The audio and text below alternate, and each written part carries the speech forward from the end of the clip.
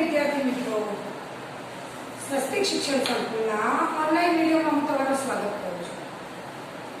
વિદ્યાર્થી મિત્રો, આજે આપણે યુનિટ 2 અમ્બ્રેલાસ આર કલરફુલ ગઈકાલે આપણે આ યુનિટની શરૂઆત કરી અને આજે આપણે લેવાના છીએ આ યુનિટનો પાર્ટ 2 એટલે કે બીજો ભાગ। ગઈકાલે આપણે લોકોએ એક્ટિવિટી 1, 2 અને 3 નો અભ્યાસ કર્યો હતો। આજે આપણે લેવાના છીએ એક્ટિવિટી 4। તો એક્ટિવિટી 4 માં વિદ્યાર્થી મિત્રો અહીં આગળ એક સરસ મજાનું ચિત્ર વાર્તા છે। શું આપ્યું છે? ચિત્ર વાર્તા। એનું નામ છે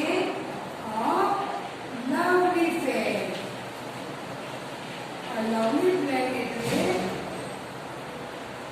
મજાનો મેળો। ખૂબ સરસ મજાનો મેળો। તો આ પાઠ લવલી ફેર અહીં આગળ તમને ચિત્ર અને તેની સાથે વાર્તા પણ છે, તેથી આપણે એને ચિત્ર વાર્તા કહીશું। Bakshipur is a small village. There is a fair in the village today. It is on the river bank. Men, women and children are in the fair. અહીં આપણે લખીશું પાઠમાં આવતી ગ્લોસરી। તો ગ્લોસરીમાં આપણે પહેલા લખીશું સ્મોલ। સ્મોલ એટલે નાનું, વિલેજ એટલે ગામ, અને ફેર એટલે મેળો। ફેર એટલે શું થાય? મેળો। બક્ષીપુર નામનું એક નાનું એવું ગામ છે અને આજે એ ગામમાં એક મેળો ભરાયો છે અને એ મેળો ક્યાં આગળ ભરાયો છે? River bank. રિવર બેંક કોને કહેવાય? રિવર બેંક એટલે નદી કિનારો। નદી કિનારો, નદી કિનારે મેળો ભરાયો છે અને તે મેળામાં ફરવા માટે માણસો એટલે કે પુરુષો, સ્ત્રીઓ અને તેમના બાળકો મેળામાં આવી રહ્યા છે। આપણને તે ચિત્રમાં દેખાઈ રહ્યું છે। Look at the shopkeepers. Their shops are small. There are toy shops and fruit shops in the fair. There are tea stalls also. Rani and Rahim are at the fair. Rani is 5 years old and Rahim is studying in standard 5. અહીં આગળ પહેલા આપણે shops એટલે દુકાન।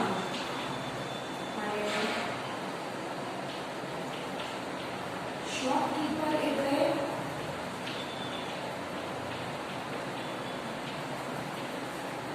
દુકાનદાર।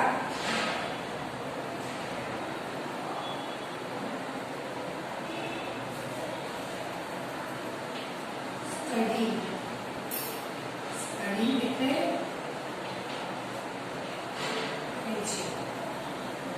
Look at the શોપકીપર્સ। પેલા દુકાનદારોને જુઓ। Their shops are small. તેમની દુકાનો નાની નાની છે। There are toy shops and fruit shops in the fair. એટલે કે ત્યાં આગળ toy shop એટલે કે રમકડાની દુકાનો અને ફળોની દુકાન છે। There are tea stalls also. અને સાથે સાથે રમકડા અને ફળોની દુકાનની સાથે સાથે એક નાની એવી ચાની દુકાન પણ છે। રાની અને રહીમ એ બંને આજે મેળામાં ફરવા માટે આવ્યા છે। રાની જે છે એ 5 વર્ષની છે અને રહીમ જે છે તે 5મા ધોરણમાં ભણે છે। એટલે કે તમારી ઉંમરનો, એટલે કે તમારી જેમ એ પણ 9 વર્ષનો હશે. રહીમ 9 વર્ષનો અને તેની બહેન અને રાની 5 વર્ષની. હવે રાની અને રહીમની વચ્ચે સંવાદ થાય છે. તે એકબીજાની પર શું વાત કરી રહ્યા છે તે આપણે જોઈશું. રાની કહે છે, Is there a balloon man in the fair? Rahim કહે છે, Yes, there is. રાની કહે છે, Where is he?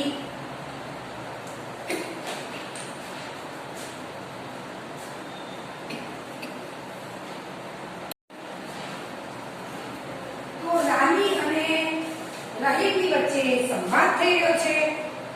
હવે રાની પૂછે છે, Is there a balloon man in the fair? Rahim કહે છે, Yes, there is. રાની કહે છે, Where is he? રહીમ કહે છે, Look, he is near the tea stall. રાની પૂછે છે, અખિલ, who are those children? Rahim કહે છે, They are my neighbors. They are Ashif, Joseph, Vedant, Bhavik and Nachiket. Rani, what are they looking at? Rahim કહે છે, colourful balloons. તો હવે આ આપણે વાક્યોને સમજીશું. Balloon man. બલૂન મેન એટલે કોણ શું કહેવાય? ફુગ્ગાવાળું. નેબર. નેબર એટલે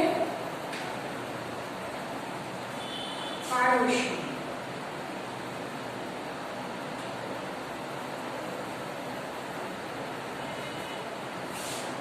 looking એટલે જોવું. રાનીએ પૂછ્યું, Is there a balloon man in the fair? એટલે કે શું આ મેળામાં કોઈ ફુગ્ગાવાળો છે? તો રહીમે જવાબ આપ્યો, હા છે.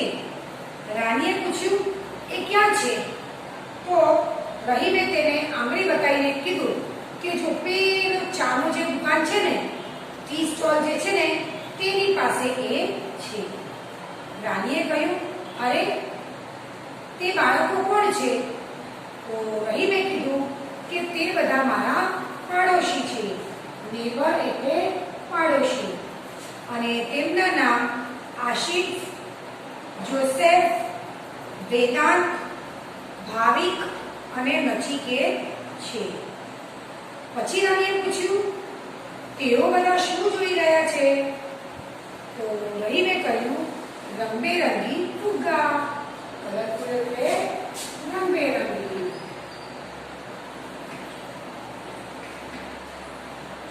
અને લુકિંગ એટલે જોવું. રંગબેરંગી ફુગ્ગા જોઈ રહ્યા છે. ત્યારબાદ રાનીએ પૂછ્યું, વોટ ઇઝ ધેટ રહીમ? રહીમે જવાબ આપ્યો, it is cold a merry-go-round. It is small. Look at the giant wheel near the merry-go-round. It is huge. રાનીએ પૂછ્યું, let's buy ice creams. Where is the ice cream stall? રહીમે કીધું, it is under that tree near the giant wheel. રાનીએ કહ્યું, let's go there. I will take a big cup. રહીમે કહ્યું, okay.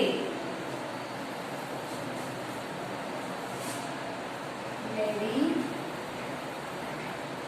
go round. એટલે થાય ચકડોળ. અને giant wheel. giant wheel એટલે થાય મોટું ચકડોળ.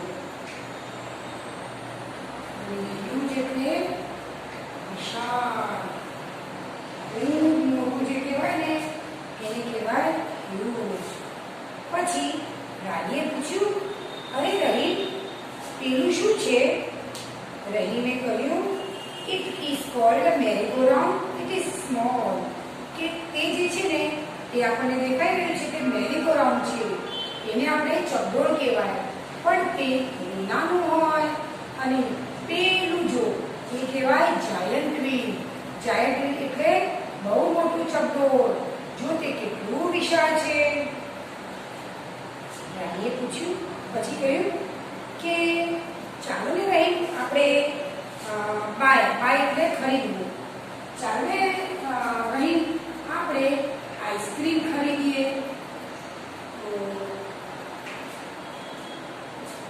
There is the ice cream store. આ આઈસ્ક્રીમની દુકાન ક્યાં છે?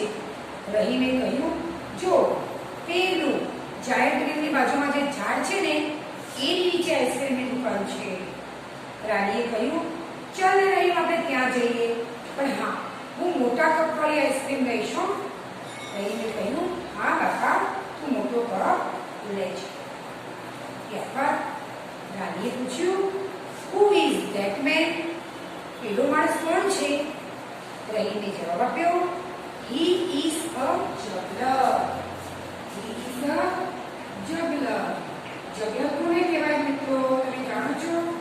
જગલર એટલે થાય મદારી. તો એને કહ્યું કે એ એક મદારી છે. That is a box in his head. It is empty. It is empty. Empty એટલે થાય ખાલી.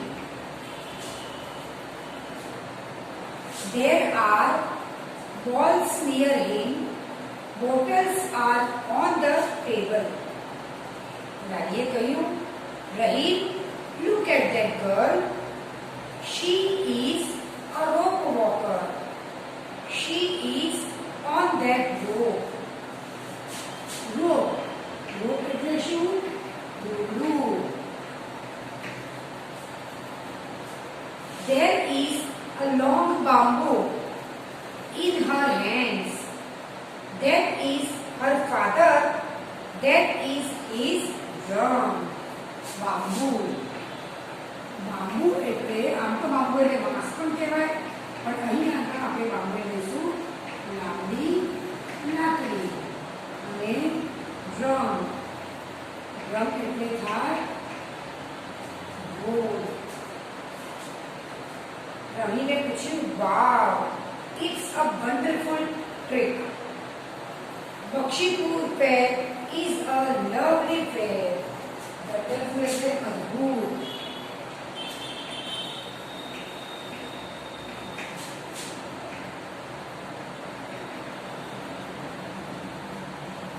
અને ટ્રીક એટલે કલકી. અને લવલી મજાનો. રાણીએ કહ્યું, અરે પેલો માણસ કોણ છે? રહીમે કહ્યું, તે એક મદારી છે. જો તેના હાથમાં એક બોક્સ છે અને તે બોક્સ ખાલી છે અને એની પાસે ઘણી બધી બોટલ પણ પડી છે અને જે બોટલો છે તે તેની સામે મૂકેલા ટેબલ ઉપર છે. ત્યારબાદ તેમની નજર પડી તો તમે ઘણી વખત જોયું હશે વિદ્યાર્થી મિત્રો કે આ લોકો એક છોકરી અને દોરડા બાંધે છે અને દોરડીની ઉપર એ છોકરી ચાલે છે મોટી લાકડી લઈને.